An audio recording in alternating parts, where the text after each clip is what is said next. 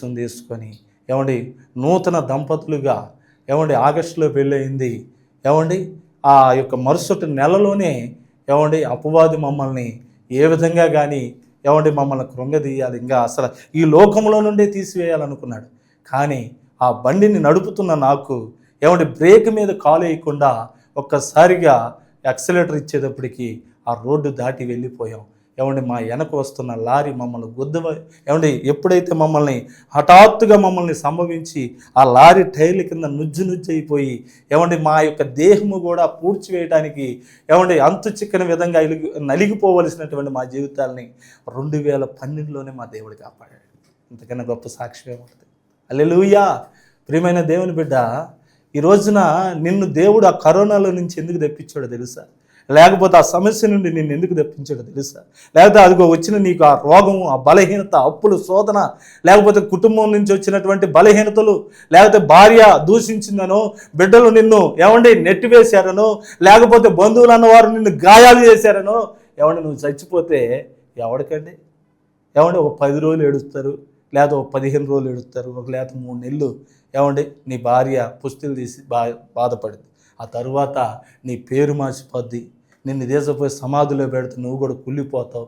ఏమండి నీ మంచి చెడ్లు కూడా ఎవడు అనుకునేవాడు లేడు. కానీ ఎప్పుడైతే ప్రభువునందు ఏమండి జీవించుచున్నది నేను కాదు, ఏమండి నాలో ఉన్న నా యేసయ్యే ఈరోజు నన్ను ఒక జీవ ప్రదాతగా ఉండి ఆయన నీ ముందుకు నడిపించాడు. నువ్వు చనిపోవాలని ఆశపడుతున్నావా? ఈ ప్రాణం తీసేసుకుంటే అయిపోయింది అనుకుంటున్నావా? లేదు. ఎప్పుడైతే నేను ఈ లోకంలో నుండి వేరయ్యి ఏమండి నువ్వు ఎప్పుడైతే ఈ యొక్క దేహం నుండి నీ ఆత్మ కొనిపోబడుద్దో ఇంకప్పుడు అసలైనటువంటి జీవితం ప్రారంభమైంది. ఏమండి ఇది కలలాంటి జీవితం. ఏమండి ఈ కలలాంటి జీవితంలోనే నువ్వు దేవునికి ఇష్టడుగా లేకపోతే, ఇష్టురాండ్రుగా లేకపోతే ఏమండి దేవుని ముందు ఏం మెప్పు పొందుతావు? హల్లెలూయా. కులమని, మతమని, ఏమండి నిన్నటి కూడా ఒక అతను అన్నాడు, మీరు మతాన్ని స్వీకరించారా అన్నాడు. నేను అన్నాను, మేము మతాన్ని కాదు మార్గాన్ని స్వీకరించాం అన్నాను. అప్పుడు అంటున్నాడు, అవునవునయ్యా నిజమే, మీరు మార్గమే స్వీకరించారు. ఏమండి యేసు ప్రభు అంటే మతం కాదు, మార్గం. నేనే మార్గం, నేనే సత్యం, నేనే జీవం, నా ద్వారా తప్ప ఎవరును ఆ పరలోక రాజ్యానికి ఏమండి వెళ్ళనేరు. ఏమండి ప్రియమైన దేవుని బిడ్డ, ఈ లోకంలో ఏమండి నువ్వు ఒక రేషన్ తీసుకోవాలంటే నీ బంధువులు అన్నవారు అయ్యా మేము ఆగుతాము నువ్వు వెళ్ళు అంటారేమో. లేకపోతే ఈ లోకంలో నువ్వు ఏదన్నా ఫంక్షన్కి వెళ్తే నువ్వు ఆ చివరిలో వచ్చిన ఆ యొక్క వడ్డించేవాడు నీవాడు కనుక నిన్ను అన్నీ నీకు పంపిస్తాడేమో. కానీ యేసయ్య అట్టగాదు. ఎవరైతే విరిగి నలిగిన హృదయాలతో దేవునికి ఇష్టమైనటువంటి రీతిగా ఏమన్నా ఆయన వాక్యాన్ని అనుసరించి ఆయన చిత్తాన్ని గైకొని ఎప్పుడైతే ఆయన మాట ప్రకారంగా నడుస్తారో ఏమండి ఈ భూలోకమందును వారు పరలోకాన్ని ఆనందిస్తారు. ఏమండి ఈ యొక్క దేహాన్ని వదిలేక కూడా ఆ పరలోక మెప్పును, ఘనతను, దేవుని యొక్క ఉన్నతమైనటువంటి ఆయన కృపను, ఏమండి 1000 ఏళ్ళ పరిపాలన కూడా ఆ యొక్క పరిపాలనలో కూడా దేవుడు నీకు తగిన మెప్పించి నేను కనపరుస్తాడు. కనుక ప్రియమైన దేవుని బిడ్డలారా, ఈ యొక్క వాక్యం వినుచున్న నీవు, నీ యొక్క సహోదరులు, నీ కుటుంబం ఇక నుంచైనా దేవునికి దగ్గరయ్యి ఈ యొక్క సియోన్ గాస్పల్ టీవీ ద్వారాగా వింటున్నటువంటి ఈ పరిచర్య ఏమండి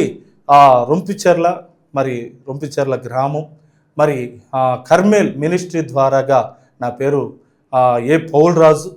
మరి 3 సంవత్సరాలు ఈ పరిచర్య ప్రారంభించి ఈ పరిచర్య కొరకు నీవు కూడా కన్నీరు గార్చి ప్రార్థన చేయి, దేవుడు నీకు సమాధానం ఇచ్చునుగాక.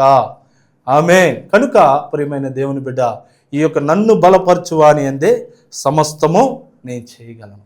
కనుక ఈ మాటని నీ దృష్టిలో పెట్టుకొని అనుదినము ఏమండి విన్నటువంటి వాక్యాన్ని ఎప్పుడైతే నీ హృదయంలో చేర్చుకొని దాన్ని ఎత్తిపెట్టి ప్రార్థన చేస్తావో కార్యాలు నీ వెంట నడుస్తాయి. హల్లెలూయా. మేలులు నీ జీవితంలో జరుగుతాయి, అద్భుతాలు నువ్వు చూడగలవు, ఆశ్చర్య కార్యాలని నువ్వే ఒక రోజునొచ్చి ఈ సియోను గాస్పల్లో వాక్యం చెప్పగలిగినటువంటి వాడిగా, స్త్రీగా, పురుషుడిగా నువ్వు ఉంటావు. కనుక ఈ యొక్క వాక్యం వింటున్నటువంటి మరి నీవు దేవుని యొక్క కృపలో ఇంకను ఆనందించాలని మరి ఆ దేవుణ్ణి ప్రార్థిస్తూ మనందరం కళ్ళు మూసుకుందాం, ప్రార్థన చేసుకుందాం, దేవుని యొక్క ఆశీర్వాదాన్ని పొందుకుందాం. ప్రేమ కలిగిన తండ్రి, కృప కలిగిన దేవా, ఈ యొక్క నాయన సియోన్ గాస్పల్ టీవీ ద్వారాగా ఎంతమంది అయితే ఈ యొక్క వాక్యాన్ని వీక్షించి వారు హృదయంలో చేర్చుకున్నారో వారందరికీ యేసు నామములో మారు మనసు కలుగునుగాక.